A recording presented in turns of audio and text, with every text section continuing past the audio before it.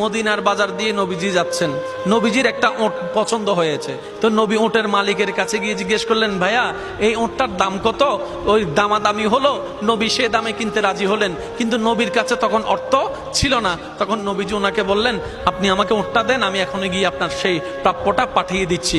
ওটের মালিক ওনাকে ওটটা দিয়ে দিলেন। আশেপাশে যারা ওটের মালিক ছিল সবাই জিজ্ঞেস করতেছে, এই পাগলা, তুমি কি যাকে ওট দিয়েছো তাকে চিনো? বলে যে না। নাম জানো? বলে যে না।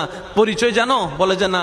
ঠিকানা জানো? না। তো তুমি যে ওটটা দিয়ে দিলা, উনি যদি ওটার টাকাটা না ফাটায় তখন তো তুমি লসের মধ্যে চলে যাবা। সে ওটের মালিক বলে, এত সুন্দর নুরানি চেহারাওয়ালা কখনো বাটপার হতে পারে না, কখনো চিটার হতে পারে না, কখনো মৃত্যুক হতে পারে না।